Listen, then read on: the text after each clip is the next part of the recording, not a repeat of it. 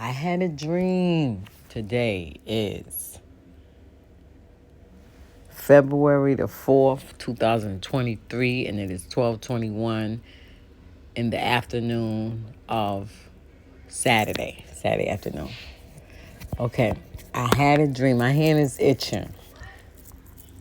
I don't know whether it's superstition or whatever. I don't believe in superstitions. But I know whenever my hand itching or my left eye jump, I'm getting money. My left hand itch or my left eye jump, I'm getting money. My right hand itch or my right eye jump, I'm giving the money away.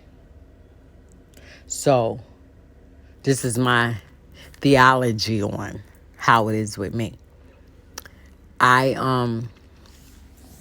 My hand itch, if my left hand itch real hard, I'm getting a lot of money. But not like big money.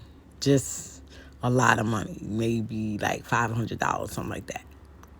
It could be less or it could be more. Excuse me. If my right hand itch more than my left hand itch, but my left hand itch, that means I'm going to get the money, but I'm going to have to give it away. I'm going to give it away. Whether it's in bills or I'm going to give it more to people. It's not, when I get the right hand itch, it's not me spending it. It's not spending money. It's me giving the money away. If my left eye jumps like little, now it could mean something else to somebody else, but this is what it means to me.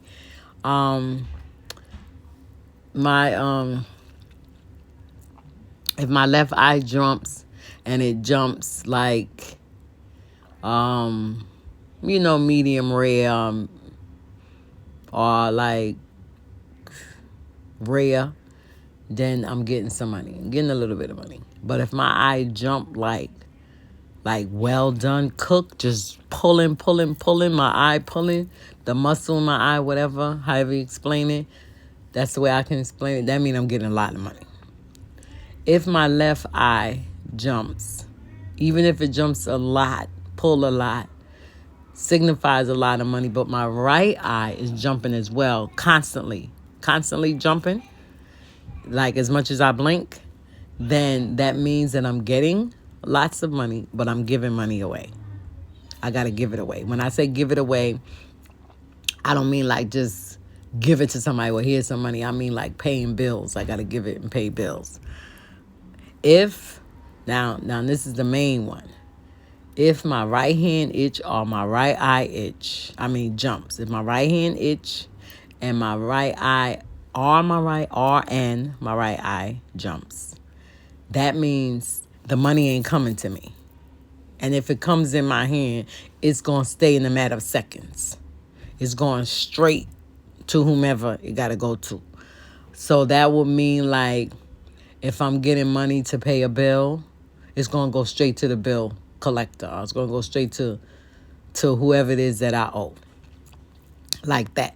Okay? So now, you're probably wondering like, where you get that from? Why are you thinking that? Whatever. Okay. Back in I always have a theory. No, I always have a story. Okay? To back up what I'm talking about. If it's not biblical. Because other than that, I got the Bible to back me up. Okay, back in 1995, that's when my dad died. My dad died in 1995. No, not 1995. 1994. Hold up, I got a bump.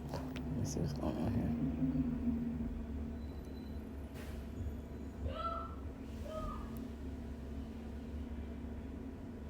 here. Okay.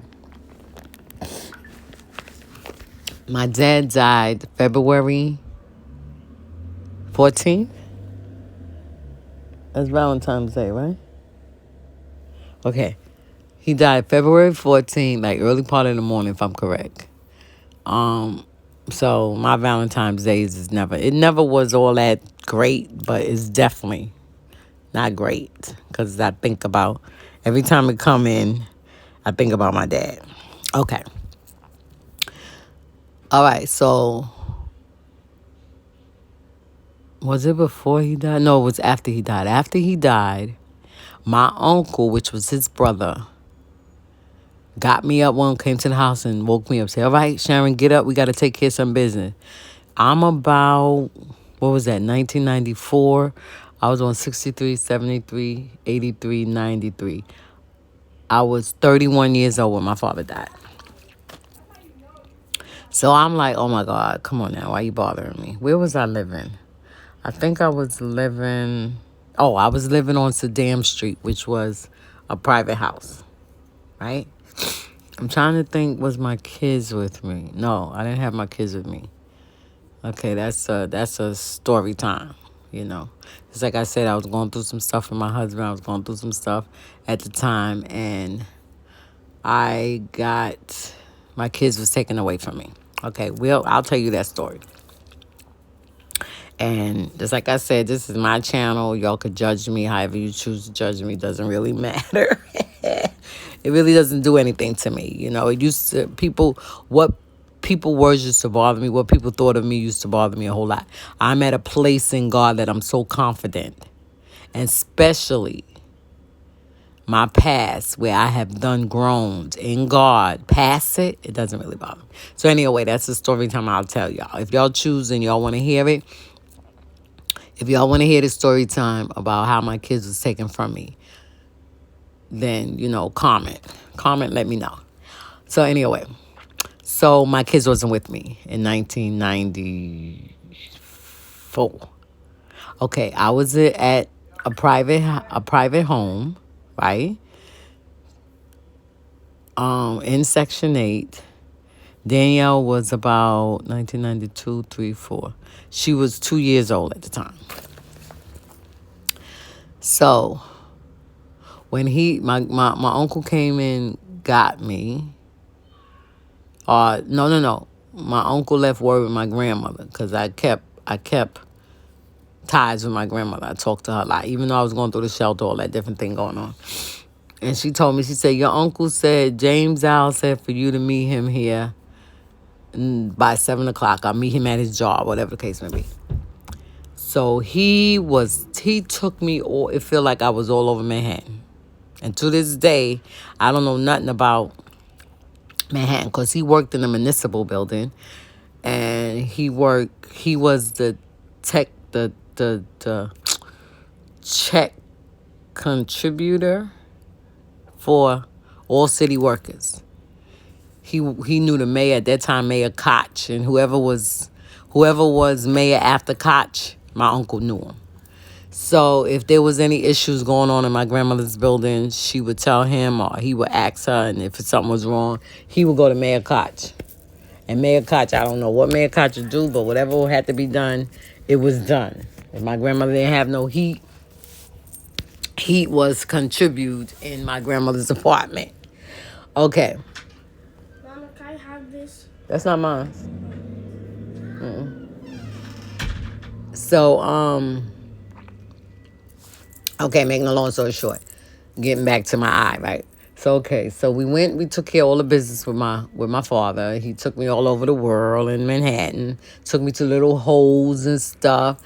And finally, he took me to the big place. And this place is where his pension and his retirement money was coming, right? I'm young. Just like I said, I was 31 years old, so I wasn't even into money like that because I never really got money. You see what I'm saying? I held one job, and I was in school when I held that job, so I was getting a paycheck like $500 and $600 every week, and I would come home and give the money to my grandmother. And she would tell me how to do it. She said, you pay your tithes with this one, and then you have it. You do what you want. I would tell her, Mommy, what I'm supposed to do with it? I don't know nothing what to do with it. I was about 15 years old when I had that job. So I didn't know, please, I wouldn't think about no money. I mean, today, 15 years old, know what to do with money. But, because I got a 9 years old, I got an 8-year-old, I got a 12-year-old, and I got a 16, 16-year-old, and I have a 6-year-old. They know about money. They know what they want. They asking for stuff that you be like, what?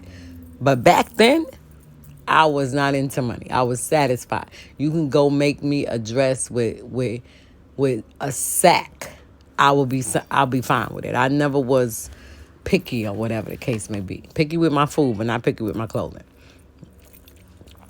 So I gave her the money. So now they started telling me, the man was explaining to me that how much I'm getting.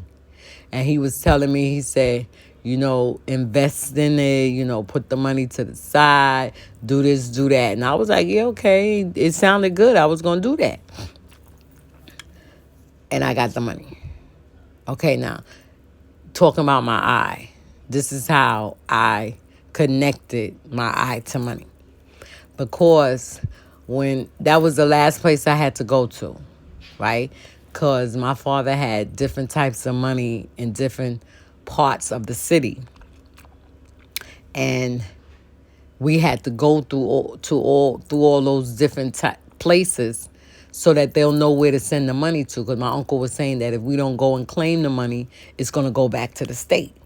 So he had me going in all these different holes. And when I say holes, it's buildings in the city that you will just pass by. It's just like holes in the walls. But they legit, they was Niger buildings. Because my father worked it for Niger. He was a caretaker. Oh, I guess that's what you call him at that time. And I went there, and and if I'm correct, everybody that I went to knew of me. I don't know. Where they be like, my uncle would be like, okay, this is Jesse's daughter. And everybody would be, oh my goodness, I'm so glad to meet you. He talks so highly of you. And I would be like bugging. My father act like he couldn't stand my guts. Oh, yes, your father. I would be like, really? My uncle was over there. I love to see my uncle laugh. He had a nice set of teeth. He was a very handsome man up to his death. Up to the age he was when he died. Right? Because I wasn't there when he died. And he was back there cracking up, and I'm looking at him like, Uncle, what you laughing at? He said, Sharon, you crazy. I'll be like, what? Because he knew my relationship with my dad. He knew it. So I'm over here bugging out. People telling me, oh, I knew your dad. Your dad talked about you so much. They would come and hug me. Oh, I'm so glad to meet you. Come back, come by. You welcome anytime. Now, my dad is dead. He no longer worked there. They invite me. They said, oh my, they rubbing their hand all in my face. I'm like, get off of me. I'm like, you know what my dad was saying. I was getting to say something. I ain't going to say it. But if y'all could read through them lines, what my daddy was saying. Okay, so now we went through all that and stuff like that. And they told me, they say my father was a good worker. He was very that was the first time I heard that word, inverted. Say he was an inverted type of man. I was like, okay, because I didn't know what that word, I know what it means now, but I didn't know what it meant then. And I was like, okay, really? Oh. So yeah, but he didn't associate too much with people, but he was a good man. He did his work. He would finish his work. This is what they telling me. He would finish his work like 9, 10 o'clock. No, not even 10. 9 o'clock. The latest is 8:30. They said my dad will be finished working, and he'll have the whole day because you get off at 2:30. He had the hour 2:30 because then some workers got off at 4:30. Excuse me. I think they said depending on the day it was, he would get off at 4:30. But by 4:30, he finished work. And I know that's true because my father used to take me to his job when I was younger. He would take me to his job, and I had to sit down. They had this little inside the basement or whatever. That's where they would all hang out at. And he had me there. He would take me to, why are you taking me to your job? He never made me work. I'll say that. I'll be truthful about that. My dad never had me do his jobs. He would have me sitting there with the men. And he'd be like, all right, you stay right here. I'll be right back. Let me go do my work. He go do his work. It looked like he'd be back in 5 minutes. I'd be like, Dad, you finished? He said, yes, I am. So, okay, going right along. So the man told me how much his retirement check and his pension check is going to be, right? So when he told me that, I was like, yeah, really? I was like, I didn't think nothing about it. So he told me I had to go in. What did I have to do? I had to go and get a paper notarized stating that Sharon Jordan was Sharon Wilson, because he didn't change my last name to Jordan. He kept it Wilson. And that's when I realized that I didn't have nothing with Wilson on it, because my birth certificate does not say Wilson.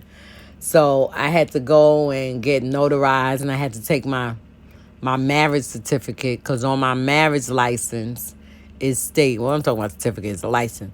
When I got on my marriage license, it says that I came from Wilson to Jordan. It don't have Douglas on there. So my birth certificate says Douglas. My marriage license says Wilson. So I'm all screwed up. So anyway, so I went and I got the paper notarized, and they told me to do it as quickly as possible because I had a deadline. And if that deadline was not met, then I was going to lose either some of the money or all the money, right? So we went, I did that. I came back with the paper. I showed them my ID, all that. And so, yeah, because me and my husband was married, but we wasn't together. We were separated by then. Yeah, we separated. We separated in 1986. So we wasn't even together. So, not to say I wouldn't have shared the money, because I would. You know what I'm saying? I would have been hooking up my husband. My husband would say, what? Child, please. We would have been all over the world in Brooklyn, because he don't like to travel.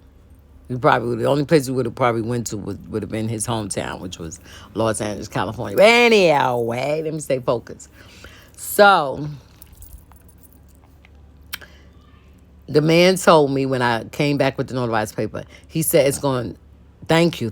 He said, oh my goodness. I don't know. Then them white people is, and I'm not prejudiced or nothing, and I don't mean anything by saying white, but what else am I saying? Caucasian, whatever. I think that's a culture too. These people that worked in Niger in the office, you see what I'm saying? These people were so nice and so respectable and so manable and so funny in a ha-ha type of way. not in the black way. The black way is hilarious and sarcastic. But they was funny in the ha-ha way. And if you didn't catch on to the comedian side, then you would be lost like that, right? So, went on. He told me, he said, that's good. He said, now what's going to happen, since I gotta take this in or mail this in or however it is to the upper, I think it was Albany or something like that, wherever the checks come from. He said, and once they get it, they're going to look it over and stuff like that. This should be good, whatever. Because they were saying it might have been some problems because he didn't change the name. And because I'm not really showing anything but a notarized letter that the Jordan person is the Wilson person and the Wilson person is the Douglas person, whereas it's not showing that the Douglas was changed over to Wilson or the Douglas was changed over to Jordan. It's just showing Douglas is in the world by itself and Wilson and Jordan is more connected. And being that my dad's name is Wilson and my marriage certificate said Wilson, that's what helped it out. But if dad was, let's say, if dad's last name was Stevens and I'm a Wilson, but I'm Wilson behind my mom, because that's where Douglas came from. But, let me see, how can I say it? Because you only can have the last name of the mother. If you want the last name to be changed, you have to do that while the baby, while you're going through labor, because they don't allow you, if I'm correct, at that time, I don't know how it is. At that time, you couldn't change the last name of your child from your last name unless you do it while you're in labor. Either while, not labor per se, understand what I'm saying? Let me get it right because my brain is all over. You couldn't change it unless you did it while you was going through your labor stage. So, you know, and after you have the baby. Once the baby's born and the people come in, the people used to come to the hospital. I don't know what they do now. They come to the hospital to fill out the birth certificate. And they say, okay, what last name you want them to have. You give them the name and everything because they got to put it on the birth certificate so it can go to the Board of Health. So if you want your child to be another name than you, that person has to be there. They're going to give you a paper. And who's thinking about signing this paper? You in the bed. You ain't think about nothing. So in order for the birth certificate to be filled out during the hospital time, you have to have that paperwork signed by the dad. So whoever you wanted to be the dad, doesn't matter if it was somebody passing in the hallway. If you wanted that person last name, any name, that person in that hallway would have to sign that paper. And they don't care. They don't care whether it's Tom, Dick, or Harry. As long as the signature is there to prove that that person is the father at that time. And then that's the last name that will be on it. So my son has my last name, my maiden last name, which is Wilson. So therefore, if he would have been with us when we was moving in the shelter, then Tracy wouldn't have been able to come with us, right? Because Tracy's last name is Jordan. And even though everybody else's name is Jordan, I got my marriage certificate. He can't get in there because Terrence, he wouldn't have been able to get in there because Terrence wasn't his son. He had to be, well, not necessarily. They said, let's say I didn't have nobody's birth certificate but Terrence. That's how it would have been. And Terrence's birth certificate said Wilson, and Tracy's last name is Jordan. Tracy wouldn't have been able to go in the shelter because they hit me with that when we was in the shelter. And even though everybody's last name was Jordan, but there was no proof that Tracy's name was on any of the children's birth certificate. So my daughter Mary was like, Ma, he's on my birth certificate. I said, he is? He said, yeah. Okay. So the people that was behind it, they said, all right, give us that birth certificate. So sure enough, Tracy's name was, otherwise Tracy we wouldn't have been in the shelter. I don't know where we would have been at, but thank God for that. But anyway, so with that being said, that was the issue with me. Since my last name, since the name he had me under on all his papers, I was on all his papers. I was the beneficiary to everything. And right before he died, my grandmother told me that. Right before he died, he didn't know he was dying. But he told my grandmother that he was going to change everything over to my sister. Her last name was Wilson as well. But Tiny, that's what they call her, even though her real name was Doris.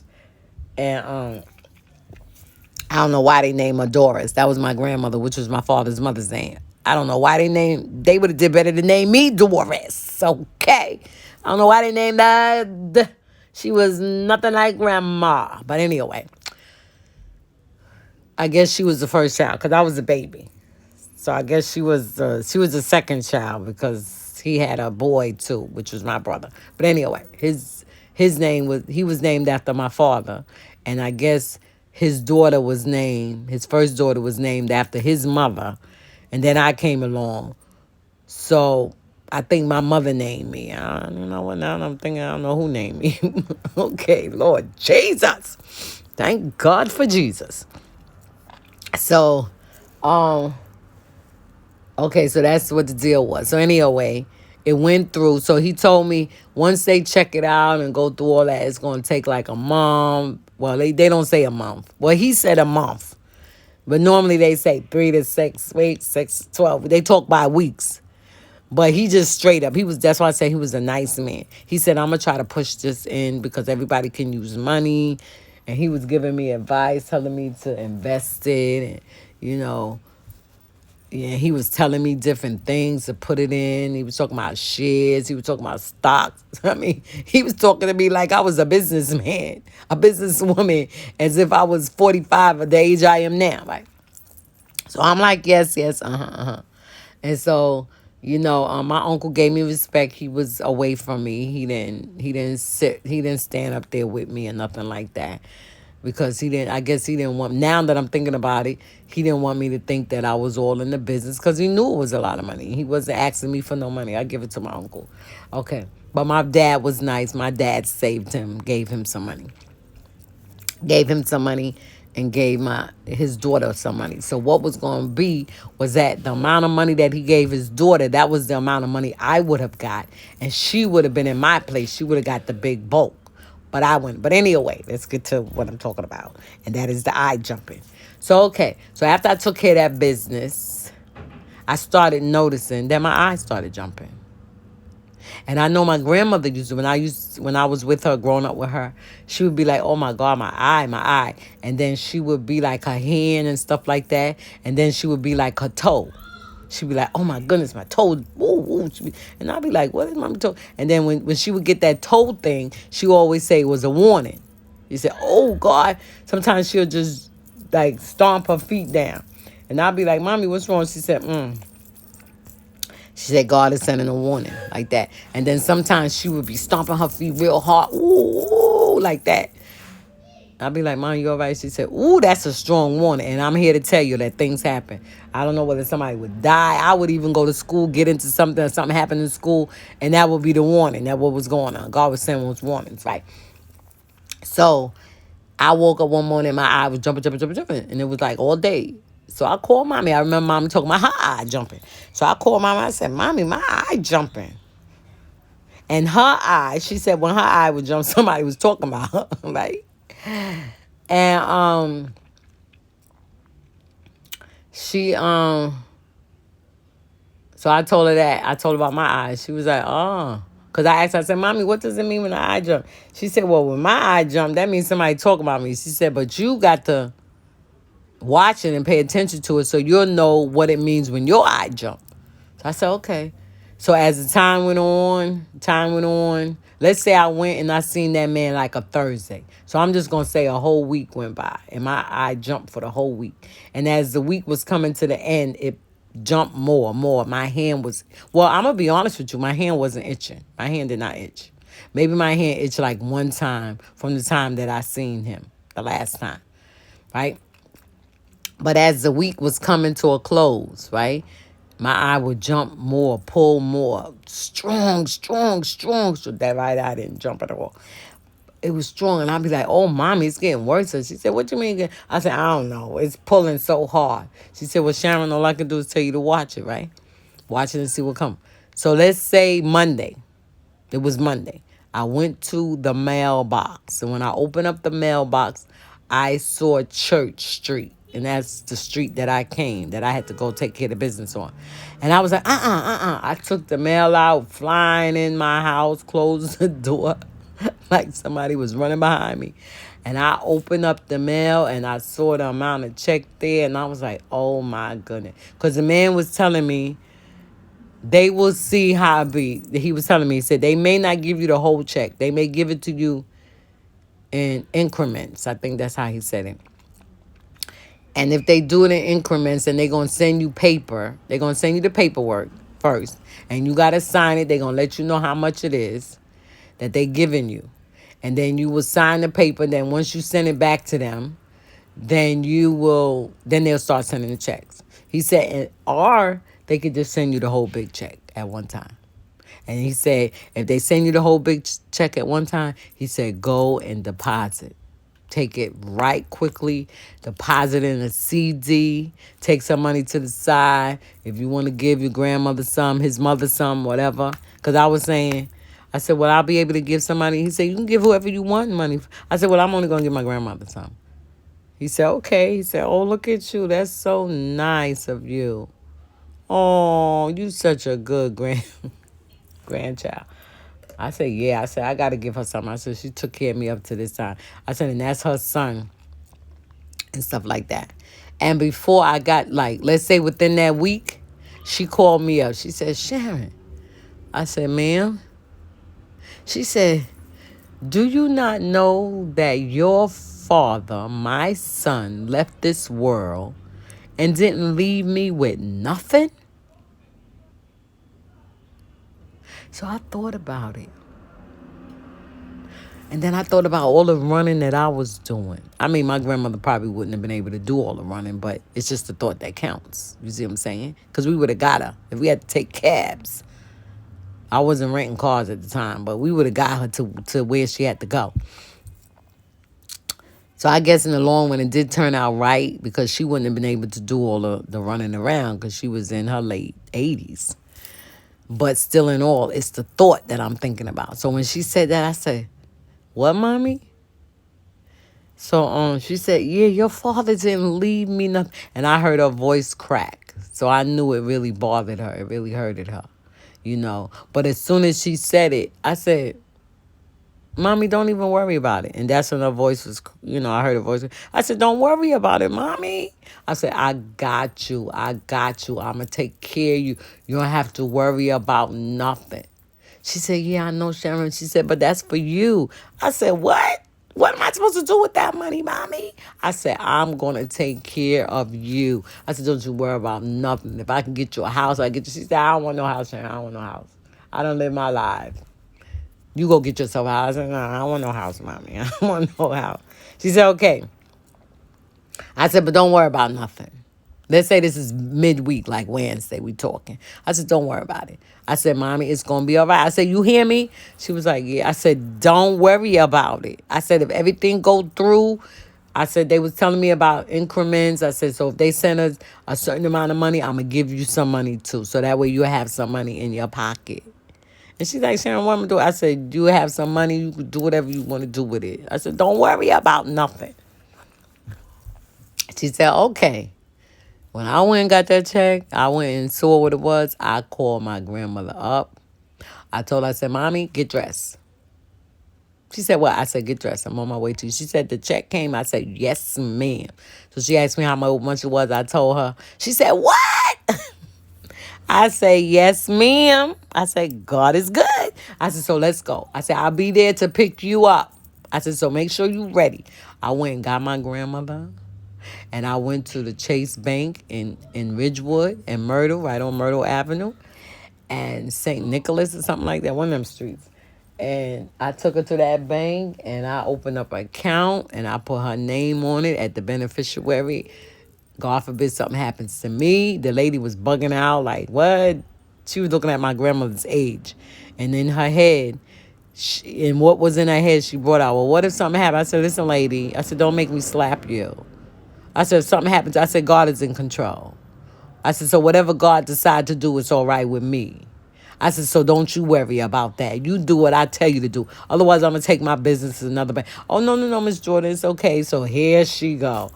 Oh, that is so nice. She looking at my grandma. She said, you got a nice grandchild. Because grandchildren don't be thinking about their grandparents. Especially with this amount of money, they would have been done, drop you off in some home and left you there. I said, well, I'm not that kind of grandchild. I said, where I am today, I said, it was due because of her. I said, and that's why Daddy had to leave everything to me. I didn't know the story yet that he didn't want to leave nothing. So I went and I put my grandmother on it as a beneficiary. I took a certain amount of money and I put it inside the CD. You know, it didn't stay there because I'm broke as a broken teacup. But anyway, that's the story behind the reason why I believe in my eye jumping and my hand scratching, itching. So once I told my grandmother the checker came, she said, Sharon, so that's what your eye jumped for. So whenever your eye is jumping, that's what it means, that you're going to get money. Whereas with me, my hand. So I get them both. My hand itch, my eye jump. I get the money. So with that being said, that's the end of this story. And I hope you enjoyed it. And do